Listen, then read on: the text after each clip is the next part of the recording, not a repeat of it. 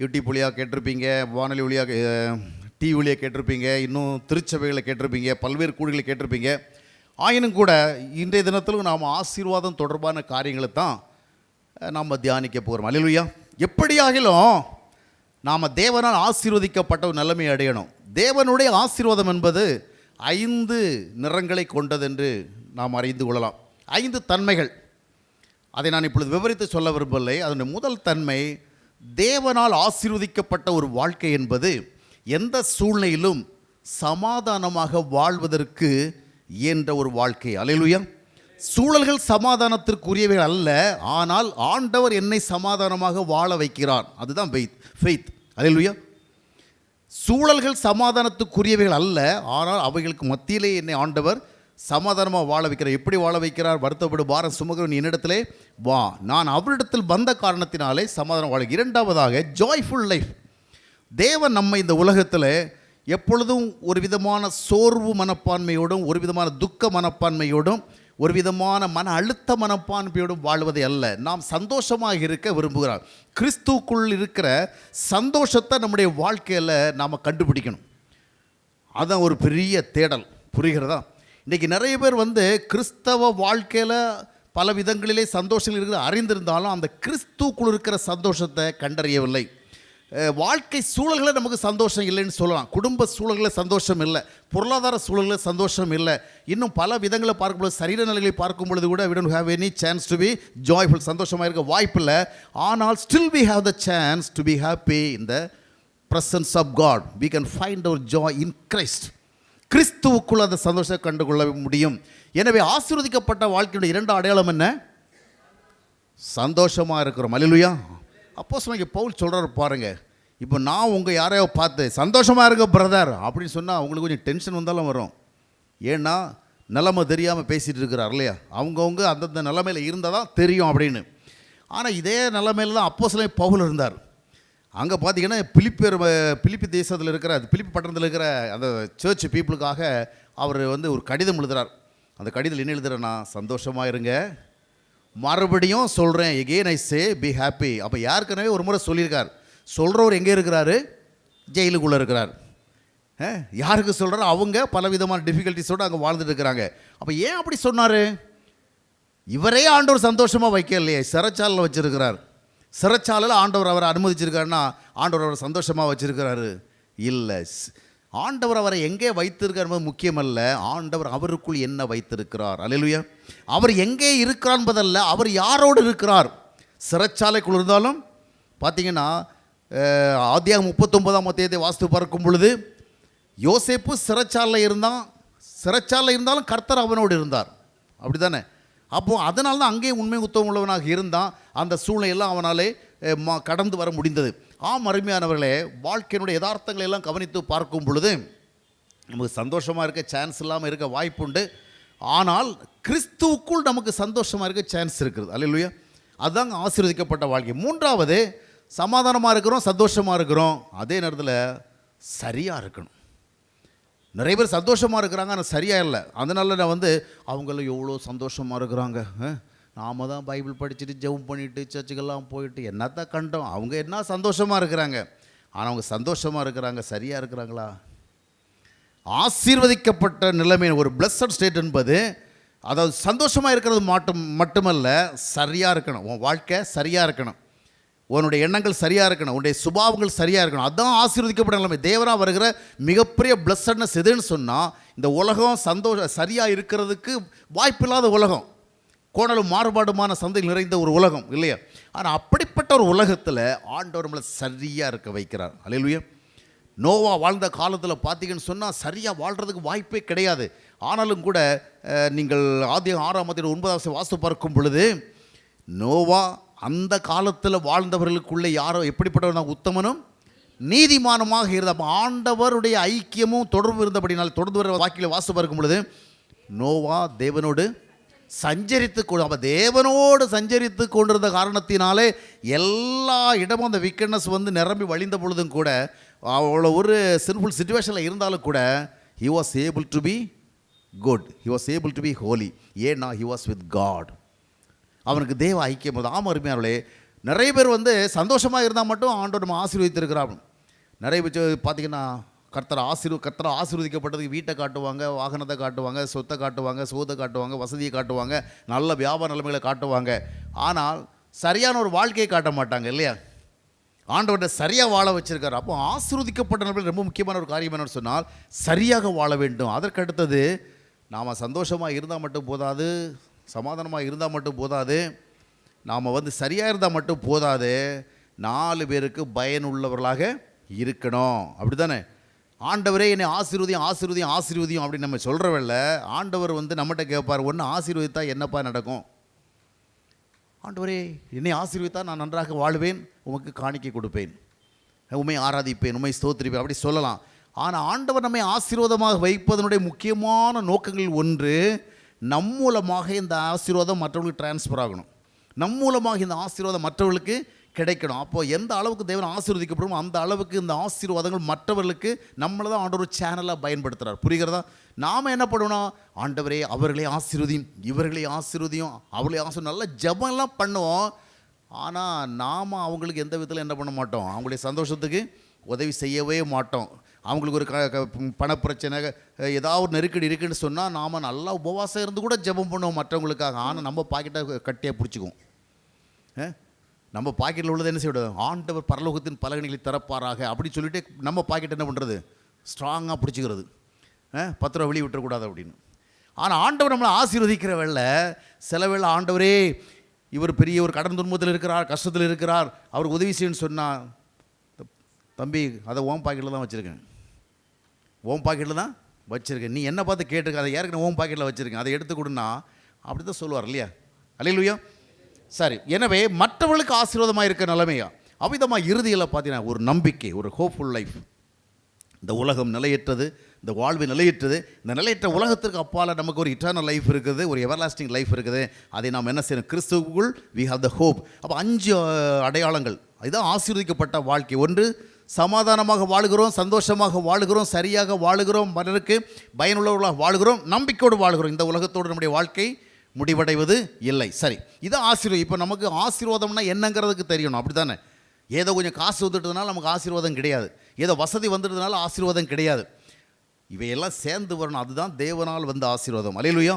சரி, இப்போது இந்த ஆசீர்வாதத்தை நாம் பெற்றுக்கொள்வதற்கு என்ன செய்யணும்? What shall we do so that we will be blessed like this? நம்ம இதை மாதிரி ஆசீர்வதிக்கப்பட என்ன செய்யலாம்? கிறிஸ்தவர்களுக்கு தெரிந்த ட்ரேட்மார்க் எக்ஸ்பீரியன்ஸ் எல்லாம் என்னன்னு சொன்னால், ஆசீர்வதிக்கப்பட என்ன பண்ணணும்? முதலாக விசுவாசிக்கணும், ஜெபம் பண்ணணும், உபவாசம் இருக்கணும், அப்புறம் காணிக்கை கொடுக்கணும், அப்புறம் ஊழியக்காரர்கிட்ட போய் ஜெபம் பண்ணி, இந்த மாதிரி நிறைய வழிகள் வச்சுருக்கிறாங்க. இன்னும் கொஞ்சம் பக்தியாக வாழணும், அப்போ ஆண்டவர் ஆசீர்வதிப்பார் அப்படின்னு. ஆனாலும் ஆசீர்வதிக்கப்படுவதற்காக புதிய ஏற்பாடு காண்பிக்கின்ற வழி என்ன? What's a way that new testament shows? புதிய ஏற்பாடு காண்பிக்கிற வழி என்ன? முதலாவது, ஆண்டவரே கைண்ட்லி பிளஸ் மீ அப்படின்னு நான் ஜெபம் பண்ணுறவல்ல, அவர் கேட்பார், ஹூ ஆர் யூ?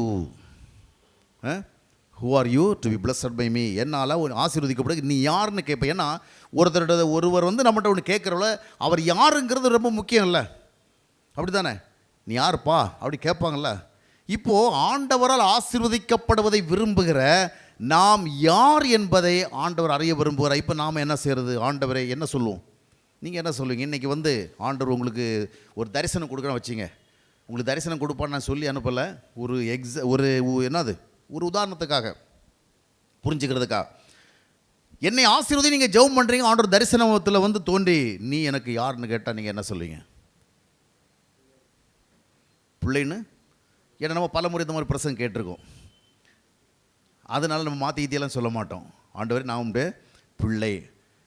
ஆனால் அதோடு விட்டுற மாட்டார். அந்த அடையாளம்லாம் எப்படி இருப்பா இருக்குது? என் பிள்ளைன்னா அதுக்கு என்ன இருக்கணும்? அடையாளம் இருக்கணும். சரி, நம்ம இங்கேருந்து ஆரம்பிப்போம். பல நேரங்களில் நாம் வந்து ஜெபிக்கிறேன், பக்தியாக இருக்கிறேன், சர்ச்சுக்கு போகிறேன், காணிக்கை கொடுக்குறேன், இன்னும் நிறைய நான் நிறைய காரியங்களை செய்கிறேன். So I have all the eligibilities to be blessed by God அப்படின்னு நினைக்கிறேன். ஆனால் முதலாவது ஒரு ஸ்டேட்டஸ்லேருந்து ஆரம்பிக்கும். நீங்கள் யார்? Who are you? சர்ச்சுக்கு போகிறவராக இருக்கலாம், அதுவல்ல. கிறிஸ்தவராக இருக்கலாம், அதுவல்ல. விசுவாசிக்கிறவராக இருக்கலாம், அதுவல்ல. ஜெபிக்கிறவராக இருக்கலாம், அது இதெல்லாம் வேணும், இதெல்லாம் வேண்டாம்னு அர்த்தம் கிடையாது. நீங்கள் கிறிஸ்தவராக இருங்க, சர்ச்சுக்கு போங்க, பைபிள் படிங்க, ஜெபம் பண்ணுங்கள், விசுவாசிங்க. ஊழியக்காரில் உங்களுக்கு ஜெபிக்கிற கூட நல்ல விஷயந்தான். உபவாச கூட்டத்துக்கு போங்க, ஜெப கூட்டத்துக்கு போங்க, இரவு கூட்டத்துக்கு போங்க, பகல் கூட்டத்துக்கு போங்க, எல்லா கூட்டத்துக்கும் போங்க, நல்லது, காணிக்கையும் கொடுங்க. ஆனாலும் ஆண்டவர் உங்களை ஆசீர்வதிக்கணும். இது ஒன்றும் தகுதிகளாக காண்பிக்கப்பட முடியாது. முதலாவது நீ யார் என்று கேட்குறார். அவர் கேட்கும் பொழுது நாம் எப்படி பதில் சொல்ல வேண்டும்? நீங்கள் அதை சொல்லிட்டீங்க. என்ன சொல்லிட்டீங்க? பிள்ளை. அப்படி தானே? ஆண்டவரே, நான் உங்களுடைய பிள்ளை. இப்படி நமக்கு பிரசங்கத்தில் கேட்டு தெரிஞ்சு வச்சுருக்கிறதுனால ஆண்டவர்கிட்ட போய் பிள்ளைன்னு சொல்ல முடியாது. பிள்ளையாக இருந்தால் தான் என்ன செய்ய முடியும்? யார் ஒருத்தர் வசதியாக இருக்கிறாரு, அவர்கிட்ட போய் ஹெல்ப்பு தேடி போகிறோம். யார் பாதிரி கேட்டால் நான் தான் உங்கள் பிள்ளைன்னு அவர் கொடுத்துருவாரா? நான் தான் உங்கள் பிள்ளைன்னு சொல்ல முடியுமா? பிள்ளையாக இருந்தால் தான் சொல்ல முடியும் இல்லையா? அப்போ first of all we must be very sure that really we are the children of God. ஆசீர்வாதம் இங்கே இருந்தாங்க ஆரம்பிக்குது. முதலாவது கன்ஃபார்ம் பண்ணணும். We need to have some confirmation. We must have some assurance. ஒரு நிச்சயம். தேவனுடைய பிள்ளை இதை உறுதிப்படுத்துங்க. வேற எல்லாத்தையும் கவலைப்படாதீங்க. குடும்பம், வியாபாரம், தொழில், அது இது இதை பற்றியெல்லாம் கவலைப்படாதீங்க. நீங்கள் தேவனுடைய பிள்ளைங்கிறத நீங்கள் ஷூர் பண்ணிக்கிட்டீங்கன்னு சொன்னால் இப்போ நீங்கள் தைரியமாக இருங்க. Everything will be all right. அல்லேலூயா. கர்த்தருடைய பிள்ளைகளை கர்த்தர் கைவிட மாட்டார். பக்தர்களை அல்ல. நாம் பக்தியெல்லாம் உருவாக்கி வச்சுருக்கலாம். சர்ச்சுக்கு போய் ஜெபம் பண்ணி நிறைய காரியங்களை செஞ்சு பக்தியை உருவாக்கி வச்சுக்கலாம். இது நல்லது தான், பக்தி அவசியம். ஆனால் பக்திக்கு பலனளிக்கிறவர் அல்ல ஆண்டவர், பிள்ளைகளுக்கு பலனளிக்கிறவர்.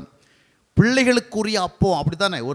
ஒரு ஸ்திரீ அவர்கிட்ட ஒரு நன்மை கேட்குறவள்ள பிள்ளைகளுக்குரிய அப்பத்தை எடுத்து நாய்க்குட்டிகள் போடலாமான்னு கேட்டார். அப்படி சொன்னால் அவருடைய ஆசீர்வாதங்கள் யாருக்காக இருக்கிறது? பிள்ளைகள். அப்போ நம்ம பிள்ளைகள் ஆவதற்காகத்தான் இயேசு கிறிஸ்து இந்த உலகத்திற்கு வந்தார். இதைத்தான் நாம் யோவான் 1:12 வாசிக்கும் பொழுது அப்படி நாமத்தின் மேல் விசுவாசம் உள்ளவர்களாக அவரை ஏற்றுக்கொள்ள எத்தனை பேர்களோ அத்தனை பேரும் தேவனுடைய பிள்ளைகளாகும்படி அதிகாரம். இதைத்தான் கலாத்தியர் 4:6 நம்ம வாசியுங்கள்.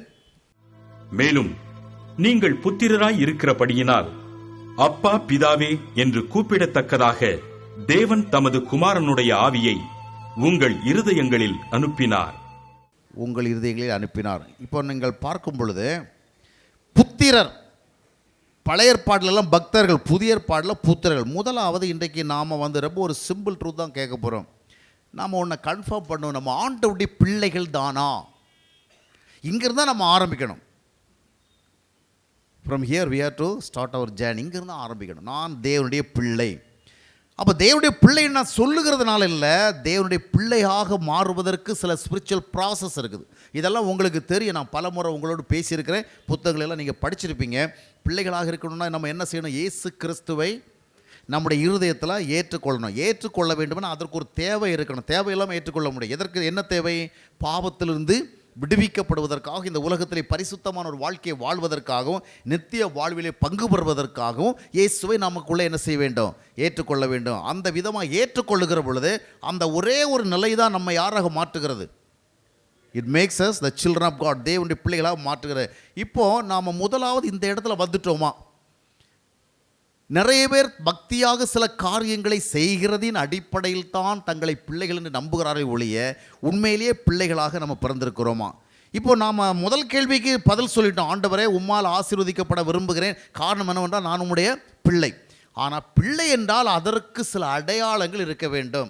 அதனுடைய முதல் அடையாளம் என்னவென்று சொன்னால், நாம் இப்போ நம்மளை கொஞ்சம் எக்ஸாமின் பண்ணி பார்க்க போகிறோம், செக் பண்ணி பார்க்க போகிறோம். நான் பிள்ளையா? எப்படி, எதை பேஸ் பண்ணி சொல்கிறோம் நம்ம பிள்ளைன்னு சொல்லிட்டு அப்படிங்கிறத நம்ம கண்டுபிடிக்க போகிறோம். பிள்ளைன்னு சொன்னால் என்ன நடக்கும்னு சொன்னால், ரோமர் 8:15 ஒரு வசனம் விதமாக சொல்லுகிறத பாருங்கள், வாசிங்கள். அந்தப்படி திரும்பவும் பயப்படுகிறதற்கு நீங்கள் அடிமைத்தனத்தின் ஆவியை பெறாமல் அப்பா பிதாவே என்று கூப்பிட பண்ணுகிற புத்திர சுவிகாரத்தின் ஆவியை பெற்றீர்கள். அப்பா பிதாவே என்று கூப்பிடத்தக்கதான புத்திர சுவிகாரத்தின் ஆவியை பெற்றீர்கள். நல்லா கவனிக்கிறீங்களா? இப்போது நாம் பிள்ளைகள் என்றால் என்ன நடக்கும்னா, நம்ம பிள்ளைகள் என்று சொன்னால் now we have the spiritual nature. ஆவிக்குரிய நேச்சர் வந்துச்சு. இப்போ நாம் பழையது போன ஒரு கார்னல் அந்த மாதிரிப்பட்ட ஒரு லெவலில் ஸ்டேட்டில் இல்லை. நாம் இப்போ யாரை மாட்டோம்? We have become spiritual. இப்போ ஸ்பிரிச்சுவலாக மாறினோன்னா தேவனுடைய பிள்ளைனா என்ன நடக்குது? அப்பா பிதாவை என்று கூப்பிடும்படியான ஒரு உணர்வு நமக்குள்ளே வருது. இது நமக்குள்ளே செக் பண்ணி பார்க்குறது. அல்லேலூயா. அதாவது ஏதோ ஒரு நன்மையை ஆண்டவர்கிட்ட பெறுகிறதுக்காக நம்ம மன்றாடுகிறோம், நாம் கெஞ்சுகிறோம். நாம் ஆண்டவரில் வேண்டுதல் செய்கிறோம், எல்லாம் சரிதான்.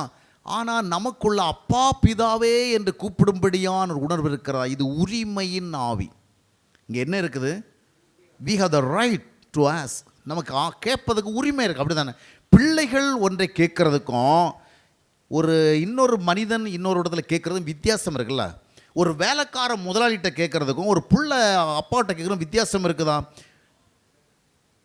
பிள்ளை என்ன பண்ணுறது? மற்றவங்க கெஞ்சி கேட்பாங்க, பிள்ளை என்ன செய்யும்? கொஞ்சி கேட்கும் இல்லையா? கொஞ்சி கேட்கும். சரி, அதே மாதிரி எப்படி நாம் வந்து how can you come to know that we have been born again and also now we are the children of God, தேவனுடைய பிள்ளைகளாக இருக்கும், எப்படி கண்டுபிடிக்கணும்னு சொன்னால் இந்த அப்பா பிதாவை என்று கூப்பிட பண்ணுகிற அப்படின்னு சொல்லுது. அப்படி தான். அப்போ என்ன அர்த்தம்? கடவுளை என்று கூட இல்லை, அப்பா பிதாவை என்று கூப்பிட பண்ணுகிறே. நான் ஜெபம் பண்ணுறவங்கள கூட ஆண்டவர் என்ன சொல்லி கொடுத்தான்னு சொன்னால், மத்தேயு 6ஆம் மத்தேயத்தினுடைய 6, 8, 9 வசனங்களை வாசித்து பார்க்கும் பொழுது, நீங்கள் ஜெபம் பண்ணுகிற பொழுது பரலோகத்தில் இருக்கிற உங்களுடைய பிதாவை நோக்கி பிதாவை நோக்கி பிதாவை நோக்கி நான் சொல்லப்பட்டிருக்க வேண்டி கடவுளை நோக்கி கடவுளை நோக்கி கடவுளை நோக்கி தேவனை நோக்கி என்றல்ல, பிதாவை நோக்கி. அப்போது ஏன்னு சொன்னால், தேவனை நோக்கி வேண்டுதல் செய்கிறவர்கள் முதலாவது யாராக மாறி இருக்க வேண்டும்?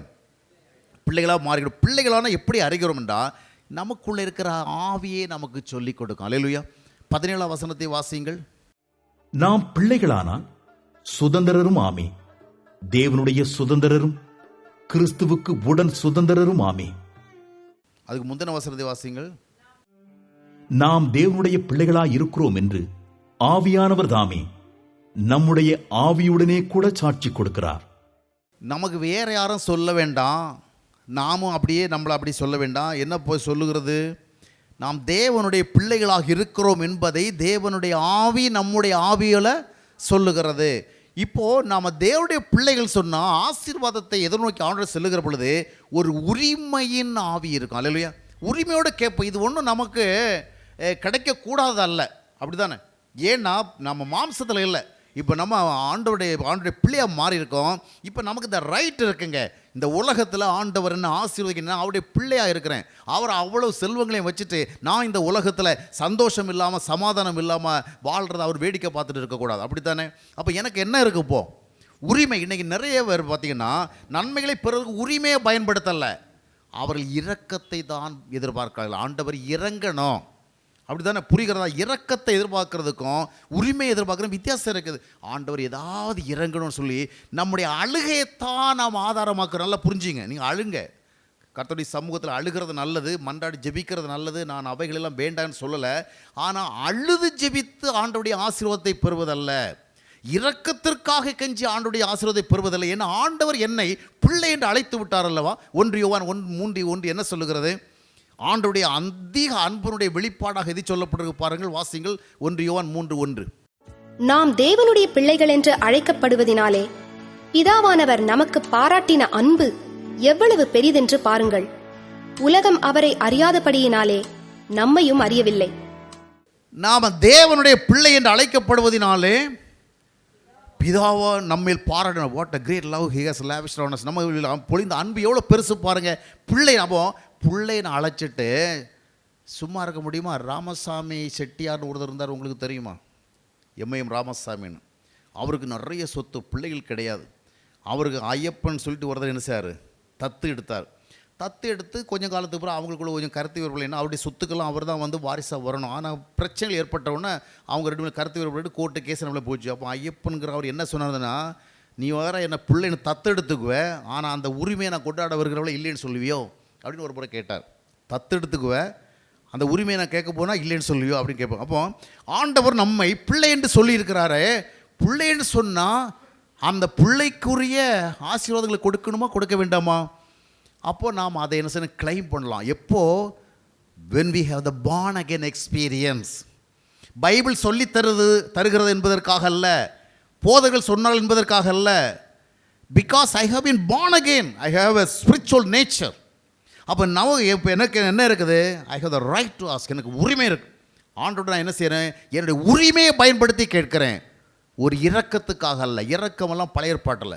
புதிய ஏற்பாட்டில் என்ன? அன்பு. அன்புக்குள்ளே இரக்கம் இருக்குது, கிருபை இருக்குது, எல்லாமே இருக்குது. Everything is there. இப்போ நான் எப்படி கேட்குறேன்? உரிமையோடு கேட்கிறேன். உரிமையோடு கேட்கும் பொழுது தான் நான் பிள்ளையாக இருப்பதனுடைய ஒரு அடையாளம். இதுக்காக இப்படி நீங்கள் கேட்கும் பொழுது நீங்கள் இப்படி உங்களை ட்ரெயின் பண்ணணும்னு நான் சொல்ல வரல. புரிகிறதா? தப்பாக புரிஞ்சுக்கிறாங்க கொஞ்சம் பேர். சரி அடுத்த முறை நாம் என்ன செய்யணும், அழுதுட்டு கேட்கக்கூடாது. ஆண்டவரே செய்வீராக. நிறைய நற்செய்தி கூட்டங்களை பார்த்தீங்கன்னு சொன்னால் ஆண்டவருக்கு கொஞ்சம் திங்க் பண்ண கூட டைம் கொடுக்க மாட்டாங்க. செய்வீராக இப்பொழுதே, right now let it happen, I command in the name of Jesus. இப்பொழுது heal him. மிரட்டி அரட்டி ஆண்டவர் கொஞ்சம் யோசனை பண்ணி இவனை குணமாக்கக்கூடாதா, குணமாக்கலாம் உருப்படியாக இருப்பானா இருக்க மாட்டானா, அது கொஞ்சம் யோசிக்கிற கூட சான்ஸ் கிடையாது. ஐ சே இன் த நேம் ஆஃப் ஜீசஸ் அப்படின்னு. ஆமாம், நான் அந்த மாதிரி சொல்லலை. அதனால் நீங்கள் ரொம்பவும் சரி இனிமேல் பட்டு நம்ம அழுது ஜெபம் பண்ண வேண்டாம். என்ன செய்வோம், நம்முடைய உரிமையோட உரிமை என்பது நீங்கள் ட்ரெயின் பண்ணி உருவாக்குறதில்ல, அது உருவாகணும். அல்லேலூயா. நாம் இப்போ என்ன பார்த்துருக்கோன்னு சொன்னால், தேவனுடைய பிள்ளையாக இருந்தால் நமக்கு ஒரு உரிமை வந்துடுங்க. அந்த உரிமையில் என்ன கேட்குறோம், அப்பா பிதாவே அப்படின்னு கேட்குறேன். இப்போல்லாம் நமக்கு சாமி கிடையாது. நம்ம நீண்ட காலமாக ஜெபம் பண்ணி பழகி எப்படி சொல்லிட்டோம், எப்போவுமே சாமி சாமி சாமி சாமி ஆண்டவரே ஆண்டவரேன்னு சொல்லி பழகிட்டோம். ஆனால் சரியான ஜெப வேர்டு என்னது, அப்பா. அந்த உரிமையை நாம் பயன்படுத்தணும். நிறைய பேர் இரக்கத்துக்காக பாருங்கள். இன்னும் கொஞ்சம் பேர் உபவாசம் சரி 3 நாள் சாப்பிடாம இருந்தாலும் ஆண்டவர் நல்லது செய்கிறார பார்ப்போம். 7 நாள் உபவாசம் இருந்தாலும் இதை நன்மை செய்கிறார பார்ப்போம். 21 நாள் உபவாசம் இருந்தால் நன்மை செய்கிறார பார்ப்போம். அப்படின்னா உடலை வருத்தி இதை பார்த்தாகிலும் ஆசீர்வதியும் ஆண்டவரே அப்படின்னு. இப்போ பார்த்தீங்கன்னு சொன்னால் நிறைய பேர் வேளாங்கண்ணிக்கெல்லாம் போவாங்க, பார்த்துருக்குறீங்களா? பல ஊர்களது போவாங்க, பல 100 மைல்கள் நடந்து போவாங்க, ஒரு உடையோடு போவாங்க, வெயிலில் காய்ந்து மழையில் நனைந்து திண்ணையிலையும் தெருவுலையுமா படுத்து காலில் செருப்பு கூட போடாமல் என்ன செய்வாங்க, எங்கே போவாங்க? ஆனால் அந்த தெய்வத்துக்கு என்ன பேர்? அந்த தெய்வத்துக்கு என்ன பேர்? கருணை மிகுந்த தெய்வம் இல்லையா? அப்படி தானே? அருள் நிறைந்த தெய்வம், அப்படி தானே? ஏங்க 4 நாள் 5 நாள் நான் மழையில் நனைஞ்சி வெயிலில் காஞ்சி காலில் செருப்பு போடாமல் என் உடையை மாற்றி நல்ல ரெகுலர் ட்ரெஸ்ஸை விட்டு காவி கட்டிக்கிட்டு அங்கே வந்தால் தான் கருணை வருதுன்னு சொன்னால் அது ஒரு நார்மல் கருணையா? இப்போது சாதாரணமாக உடுத்துருக்கிற உடையெல்லாம் மாற்றிட்டு ஒரு காவியை கட்டிக்கிட்டு வந்தால் தான் ஒருத்தர் இறக்கம் வருதுன்னு சொன்னால் அப்படி இறக்கத்தை வர வைக்கிறதுக்கு நம்ம எவ்வளோ கஷ்டப்பட வேண்டியிருக்கு இல்லையா? 4 நாள் 5 நாள் நடக்க வேண்டியது இருக்கு இல்லையா? அவ்வளவு செருப்போட நடக்கணும். அப்போ இவ்வளவெல்லாம் வருத்தினாதான் அவங்களுக்கு அருள் வருதுன்னு சொன்னால் அவங்க சாதாரணமான மனிதர்களிடத்தில் இருக்கிற அருள் கூட இல்லைன்னு தான் அர்த்தமாகுது இல்லையா? இன்றைக்கி நிறைய பேர் கடவுளும் அப்படி தான் காண்பிக்கிறாங்கல்ல. கொஞ்ச நாளைக்கு செருப்பு போடாமல் நடக்கிறது, வழக்கமாக உடுக்கிற உடைகளை அணியாதபடிக்கு காய் உடை உடுத்துக்கிறது, என்ன எதிர்பார்ப்பு? இப்படியெல்லாம் பண்ணாலாவது இதெல்லாம் நியூ டெஸ்டமென்ட் கிடையாதுங்க. உபவாசம் இருக்க வேண்டிய நோக்கம் வேறு. நீங்கள் சாப்பிடாமல் ஆண்டவருடைய சமூகத்தில் காத்திருந்து ஜெபிக்க உங்களுடைய ஆவி மேலே உங்கள் அல்லேலூயா, உங்களுடைய மாம்சம் கீழே போகும். நீங்கள் சாத்தானை மேற்கொள்கிற அளவுக்கு ஸ்பிரிச்சுவலி யூல் பி பவர்ஃபுல். அதற்கு உபவாசம் பண்ணுங்க. ஆனால் நான் உங்களுக்கு சொல்லித்தரேன், ஆண்டவர்கிட்ட ஒரு நன்மை பெறுவதற்கு, ஒரு ஆண்டவரால் ஒரு ஆசீர்வதிக்கப்படுவதற்கு நீங்கள் உபவாசிக்க வேண்டிய தேவையில்லை. ஏன்? இது பிள்ளைகளுக்குரிய ஆசீர்வாதங்க. இதை உபவாசித்து கேட்க வேண்டிய தேவையில்லை. உபவாசம்லாம் எதற்குன்னு சொன்னால் பிள்ளைகளுக்குரிய தகுதியோடு வாழ்வதற்கு தேவையான ஆவிக்குரிய வலிமை பெறுவதற்கு நம்ம உபவாசிக்கணும். எதற்கு? அதன் மூலமாக நம்ம ஸ்பிரிச்சுவலி எப்படி இருப்போம்? பவர்ஃபுல்லாக இருப்போம். அல்லேலூயா. பிள்ளைக்குரிய தகுதியோடு இருப்போம். பாவத்தை எதிர்த்து பரிசுத்தத்தை பற்றி கொண்டு ஆண்டுடைய பிள்ளைகளுக்குரிய எல்லா விதமான நிலைகளும் காணப்படும். அதற்காகத்தான் நம்ம உபவாசிக்கணுமே ஒழிய என்னுடைய வாழ்க்கையில் இருக்கிற கஷ்டத்தை நீக்குவதற்காகவும் பிரச்சனையை மாற்றுவதற்காகவும் நான் உபவாசிக்கக்கூடிய கட்டாயம் அல்ல. ஆமாம், உபவாசத்தினுடைய நோக்கங்களை உணர்ந்து கொண்டு என்ன செய்யணும்? ஏன்னா ஆண்டவர் ஒரு கடினமான காரில் இப்படி 7 நாள் உபவாசம் பண்ணாதான், 3 நாள் உபவாசம் பண்ணாதான், இவன் சாப்பிடாமல் அப்படியே மன்றாடி கொண்டு இருந்தால் தான் அவரால் ஆசீர்வதிக்க முடியும்னு சொன்னால் அவருடைய அன்பு சந்தேகத்திற்குரியதாக இல்லை. அப்போ உபவாசம் என்பது நம்மை பவர்ஃபுல்லாக்குறதுக்கு, அல்லேலூயா, பிள்ளைகளுக்குரிய தகுதியோடு இருப்பதற்கு, மாம்சத்தை மேற்கொள்வதற்கு, பிசாசை மேற்கொள்வதற்கு, உலகத்தை மேற்கொள்வதற்கு, ஆசீர்வாதத்தை பெறுவதற்கு நாம் என்ன பண்ணணும்? எனக்கு ரைட் இருக்குங்க. அல்லேலூயா.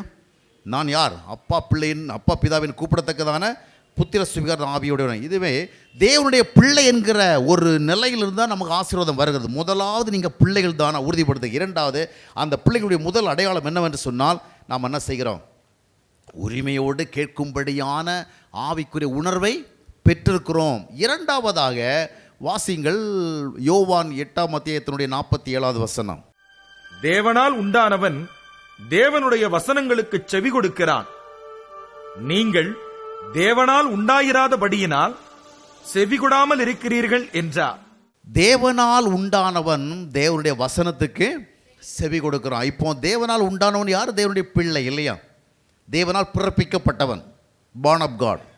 இப்போ இவனுக்கு இன்னொரு ஸ்பிரிச்சுவல் ஒரு நேச்சருக்கு என்ன நேச்சர்னு சொன்னால், இவன் என்ன செய்றான்? he is listening to the word of God.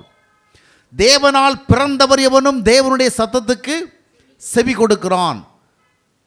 யோவான் 10ஆம் அத்தியாயத்தினுடைய 27ஆம் வசனத்தை வாஸ்து பார்க்கும்பொழுது, என்னுடைய ஆடுகள் எனக்கு செவி கொடுக்கும், என் சத்தத்தை கேட்கும். வாசிங்கள் அந்த 27ஆம் வசனத்தை. என் ஆடுகள் என் சத்தத்திற்கு செவி கொடுக்கிறது.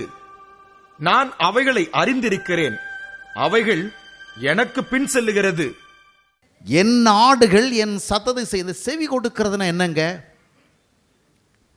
இப்போ மிலிட்ரியில் கமாண்டர் இன் சீஃப் திடீர்னு ஒரு ஆர்டர் கொடுக்குறார். ஆர்டர் கொடுத்த பிறகு இந்த சோல்ஜர் அப்படியே உட்கார்ந்துருக்கிறான். நான் சொன்னதும் காதல் விழுந்தாங்க. விழுந்ததே, நீங்கள் என்னை இங்கிருந்து உடனடியாக புறப்பட்டு சென்று குறிப்பிட்ட இடத்துல போய் ஷூட் பண்ண சொன்னீங்க, நான் காதில் வாங்கிட்டேன் அப்படி சொல்லிட்டு அவன் அங்கே இருந்தான்னா, கமாண்டர் சீஃப் சொன்ன உடனே என்ன பண்ணணும்?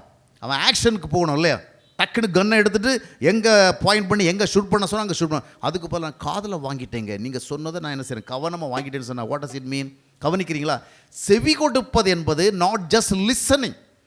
கிறிஸ்தவர்கள் தேவ வார்த்தைகளுக்கு செவி கொடுக்கிறார்கள், அவர்கள் தேவ செய்திகளுக்கு செவி கொடுக்கிறார்கள். ஆனால் செவி கொடுக்கிறார்கள் என்பது ஏதோ கேட்டுக்கொண்டிருப்பதல்ல.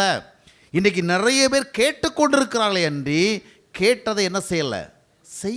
இதுவே தான் லூக்கா 6:46 வாசித்து பார்க்கும் பொழுது, நீங்கள் என்னை ஆண்டவரே ஆண்டவர் என்று சொல்லுகிறீங்க, ஆனால் நான் சொல்கிறபடி ஒரு தரம் செய்யலை. தொடர்ந்து வர வசனத்தை வாசிக்கும் பொழுது, அதாவது நான் சொல்லுகிறத கேட்டு அதன்படி செய்கிறவன். Listening to the voice of காடுங்கிறது நாட் ஜஸ்ட் லிசனிங். நாம் அப்படியே ஹியர் பண்ணுறது மட்டுமல்ல, நமக்கு என்ன வருது? நாம் ஒருத்தர் சொல்லுகிற பொழுது அதை என்ன செய்கிறோம். இப்போது நாம் தேவனுடைய பிள்ளைன்னு சொன்னால், தேவன் நமக்கு சொல்லுகிறதையெல்லாம் செய்ய முடியணும். அப்படித்தானே? இன்றைக்கி நிறைய விஷயங்களை பார்த்தீங்கன்னு சொன்னால், நம்ம கேட்காதவள் அல்ல. இன்றைக்கி நாம் ஒவ்வொரு நாளும் கேட்குற தேவ வார்த்தைகள் இதில் எவ்வளோ பின்பற்றுகிறோம், எவ்வளோ பின்பற்ற முடிகிறது? எத்தனையோ வருஷமாக செய்தி கேட்குறோம், எவ்வளோ வேதத்தை படிக்கிறோம் இல்லையா? நிறைய கேட்டுக்கொண்டு இருக்கிறோமே. நம்ம கேளாத பிரசங்கமாக, நம்ம பிரசங்கம் பண்ண விட்டால் கூட நம்ம 4 இடத்துல போய் என்ன செய்வோம், நல்ல விதமாக பிரசங்கம் பண்ணிட்டு வந்துடுவோம். ஆனால் செவி கொடுப்பது என்பது வேறு. பிள்ளைகள் தான் செவி கொடுப்பாங்க. பக்தர்கள் என்ன பண்ணுவாங்க? கேட்டுக்கொண்டிருப்பார்கள். என்றால் தேவ வார்த்தைகளை கேட்கறது ஒரு பக்தி. இன்றைக்கி நிறைய பேர் கேட்குற பக்தியை தான் வச்சுருக்கிறாங்களே ஒழிய அதை ஃபாலோ பண்ணுற பக்தி இல்லை. ஆம் அருமையானவர்களே, நாம் தேவனுடைய பிள்ளைன்னு சொன்னால் நமக்கு சொல்லப்பட்டதை நாம் செய்ய இயன்றவளாக இருக்கின்றோம். கேட்டுக்கொண்டு அப்படியே இருப்பதல்ல. அப்போ ஆண்டவர் என்ன சொன்னாரோ அதை உடனே ஆண்டவர், ஐயோ நம்ம இன்றைக்கி பைபிள் படித்தோம், இன்றைக்கி செய்தி கேட்டோம், அதில் நம்ம இப்படி இருக்கணும்னு சொல்லப்பட்டிருக்கிறது. சரி, நல்ல ஒரு ஐடியா தான் நமக்கு கொடுக்கப்பட்டிருக்கு, நல்ல ஒரு அட்வைஸ் கொடுக்கப்பட்டிருக்கு. நம்ம என்ன செய்வோம்? அதை வாங்கி பாக்கெட்டில் வச்சுக்குவோம். நல்லது. அப்படி அல்ல, நம்ம செயல்பட தூண்டப்படுகிறோம். அதுதான் நாம் தேவ பிள்ளைகளாக இருக்கிறது. அப்படி தானே? நம்ம வீட்டில் இருக்கிற பிள்ளைகிட்ட ஒரு விஷயத்தை அப்படி சொல்கிற வேலை, நீங்கள் சொன்னதெல்லாம் நான் கேட்டுட்டேன் அப்படின்னு அவன் சும்மா இருந்தானா நமக்கு கோபம் தான் வரும் இல்லையா? அவன் சொன்னதை கேட்டது மட்டுமல்ல, சொன்னதுபடி என்ன செய்கிறான். இன்றைக்கு ஆண்டவருடைய சத்தத்துக்கு நாம் செவி கொடுக்க இயன்றவர்களாக இருக்கிறோமா? ஆனால் நாம் ஆண்டவர் செவி கொடுக்கணும்னு விரும்புகிறோம்.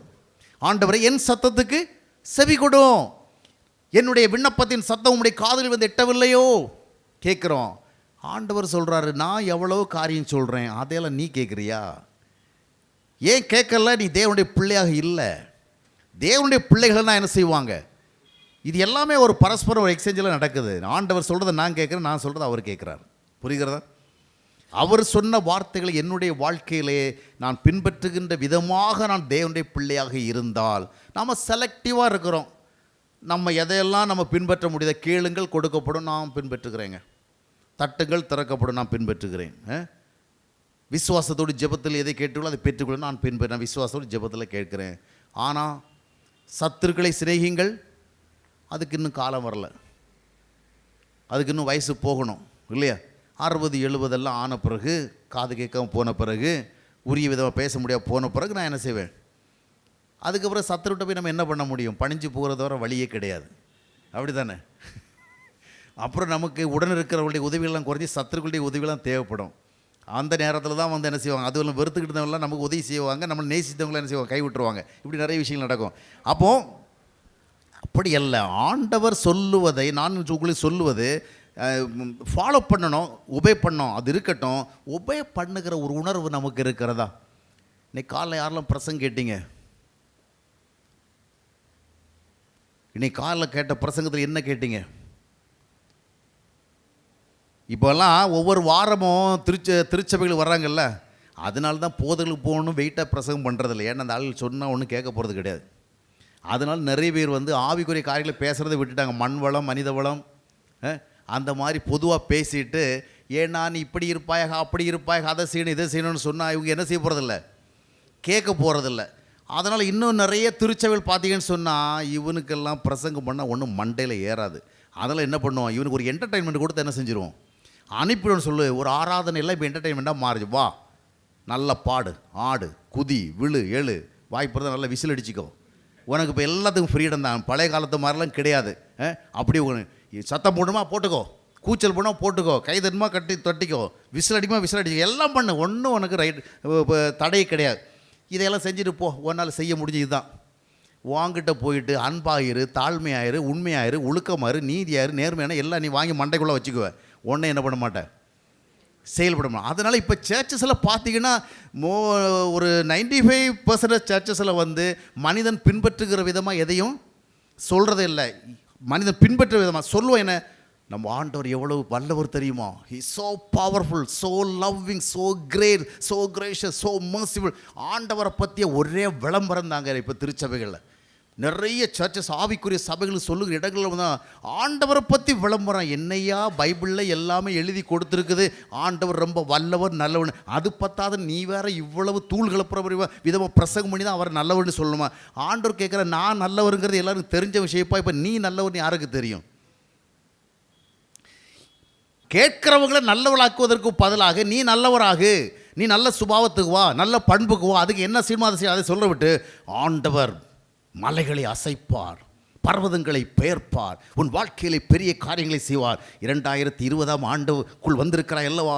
இது 2019 போல் இருக்க போவதில்லை. கடந்த வருடமெல்லாம் கண்ணீர், துக்கம், வேதனை, பிரச்சனை, எத்தனை விதமாக நீ பாடுபட்டாய். ஆண்டவர் சொல்லுகிறார், இந்த 2020ஆம் ஆண்டு நீ வாழ்ந்திருக்கிற ஆண்டு, இது மகிமையின் ஆண்டு. அட பாவி, போன வருஷம் இதான் சொன்னேன். ஒவ்வொரு வருஷமும் இப்படியே சொல்ல. நம்ம ஆளுகளுக்கு இதுவரை நடந்து பற்றியெல்லாம் மேட்ரு கிடையாது. இப்போ நம்மளை கொஞ்சம் கன்சோல் பண்ணுறாரா, அவ்வளோதான். கடந்த ஆண்டு உங்களுக்கு கண்ணீரின் ஆண்டு, அதை தான் 2018 சொன்னார் ஐயா. 17 தான் சொன்னார். உங்கள் அழுகையெல்லாம் எப்படி மாறப்போகிறது? சந்தோஷமாக, துக்கமெல்லாம் சந்தோஷமாக மாறப்போகிறது. ஒவ்வொரு வருஷமும் ஏதாவது ஒரு வருஷத்தில் இந்த வருஷம் உனக்கு சரியாக இருக்க போகிறதில்ல அப்படி யாராவது சொல்லியிருக்காங்களா? இந்த வருஷம் உனக்கு நெருக்கடி தான். நம்ம எவ்வளோ நெருக்கடிகளை சந்திக்கிறோம். யாராவது சொன்னாங்களா இந்த வருஷம் உனக்கு பிரச்சனை? சொன்ன எல்லா வருஷமும் பசுமையாக தான் சொன்னாங்க. ஏன்னா நம்ம ஆளுகள் வந்து எப்படி வாழணுங்கிறத கேட்குறது ஆசையாகவே இல்லை. அவர் எப்படி ஒரு பிரசங்கர், அதனால தான் இவ்விதமாக பிரசங்கம் பண்ணார். நிறைய பேர் என்ன பண்ணுறாங்களா, நீ இப்படி இரு, அப்படி இரு, அப்படி வாழ், இப்படி வாழ், இப்படி நடக்கணும், அப்படி நடக்கணும்லாம் பிரசங்கம் பண்ணுறாங்களா. இவருக்கு டென்ஷன் ஆயிடுச்சு. யாருக்கு? இவர் ஒரு பெரிய போதகர், ஒரு பெரிய சர்ச்சினுடைய பாஸ்டர். அவர் சொல்கிறாரு சபைக்கு ஜெனரலாக ஒரு அப்படியே சொல்கிறார், சபையே இதை செய், அதை செய், இப்படி செய், அப்படி செய் சொல்லாதே. அவர் எவ்வளவு நல்லவர் சொல், அவர் எவ்வளவு நல்லவர் சொல், அதை சொன்னாலே போதும். அவர் நல்லவர்னு பார்த்தாலே இவன் வாழ்க்கை மாறிவிடும் போதனை கொடுக்குறார். அப்போ இன்றைக்கு நம்முடைய திருச்சபைகளில் நாம் பின்பற்றினோமா பின்பற்றலையோ அப்படின்னு யோசித்து பார்க்குற அளவுக்கு நமக்கு ஒன்றுமே சொல்லவும் இல்லை. நமக்கு சொன்னது ஞாபகத்துலேயும் இல்லை. போன வாரம் திருச்சபையில் கேட்டது யாருக்கு இந்த வாரம் ஞாபகம் இருக்குது? பிரசங்கமில் நோட்ஸ் எல்லாம் எடுக்க தான் செய்கிறாங்க. அது ஒரு பக்தி. உடனே பைபிள் அண்டர்லைன் பண்ணுறது அது ஒரு பக்தி. எதை மைண்டில் வச்சுருக்கிறோம்? சரி. ஆனால் தேவனால் பிறந்தவர்கள் ஒரு வார்த்தை கேட்குறவில்ல, இது எங்கள் அப்பா சொல்கிறாரு, நான் அதை என்ன செய்யணும்? கேட்கணும், இல்லைனா ஹி வில் பி கிரீவ்டு. அந்த உணர்வு வருங்க. அந்த பின்பற்ற முடியலைன்னா கூட ஐயோ நான் இதை பின்பற்றலையே, இதை பின்பற்றணுமே, நான் பின்பற்றுவேன் என்று தான் அவர் அதை சொன்னார்.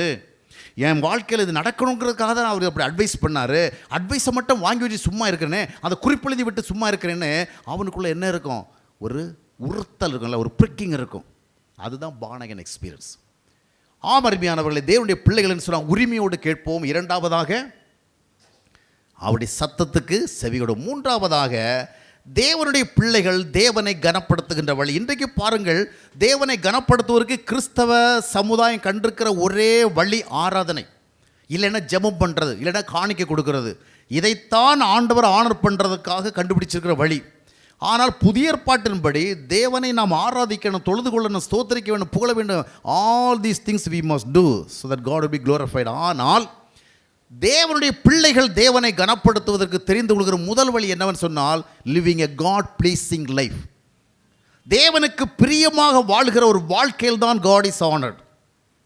நீ என்னமா துதிக்கிற, ஸ்தோத்தரிக்கிற, இதெல்லாம் நல்லது, இது வேண்டான்னு சொல்ல வரல. நீ தாவீதை போல் நடனமாடி ஏதாவது பண்ணிட்டு போ உன் திருப்திக்கு. ஆனால் உன்னுடைய what about your life, how you are living.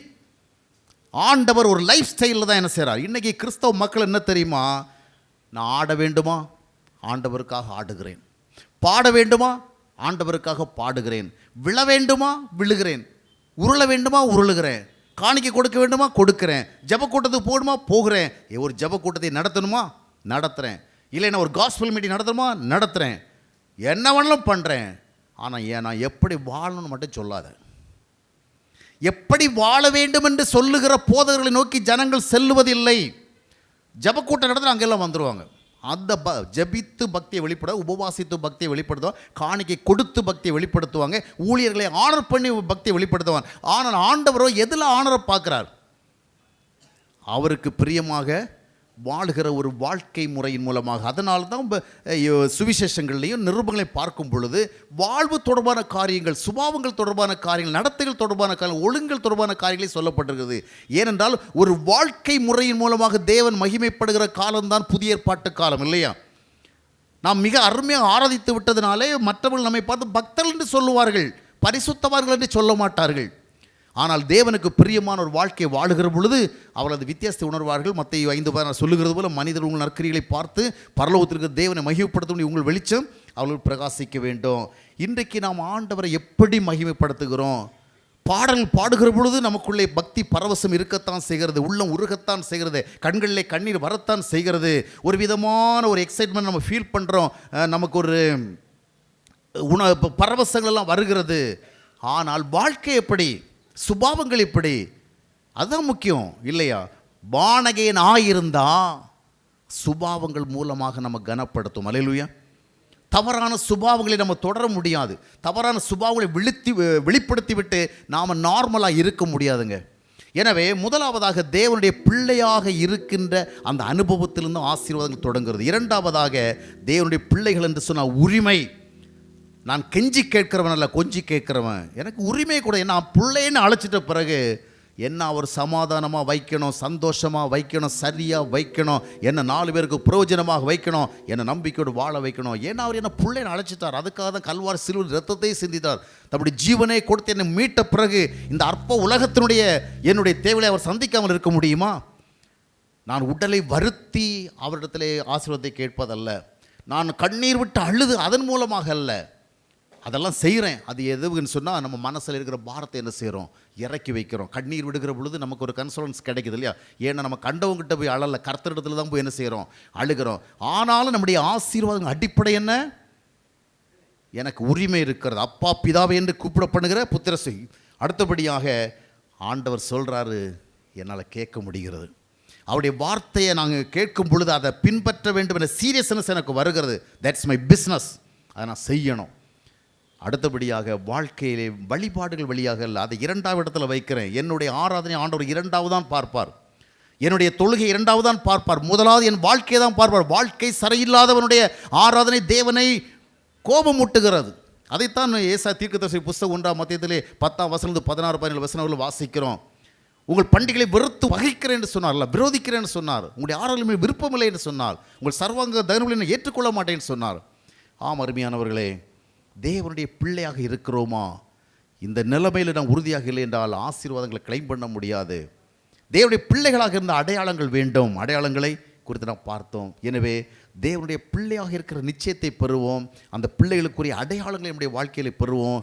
நிச்சயமாக ஆசீர்வாதம் உண்டு. நிச்சயமாக ஆசீர்வாதம் உண்டு. நம்முடைய சூழ்நிலைகள் மாறும், நம்முடைய நிலைமைகள் மாறும். இந்த உலகத்தில் நம்ம சமாதானமாக வாழ்வோம், சந்தோஷமாக வாழ்வோம், தைரியமாக வாழ்வோம், நம்பிக்கை வாழ்வோம், தலை நிமிர்ந்து வாழ்வோம். அல்லேலூயா. தேவனுடைய பிள்ளைகள் இந்த உலகத்தில் குன்றி குறுகி போகிறவர்கள் அல்ல, எப்பொழுது வெட்கப்பட்டு இருக்கிறவர்கள் அல்ல. தலைகளை ஆண்டவர் உயர்த்துவார். ஆனால் first of all I must confirm the really I am the son of God, I am the daughter of God.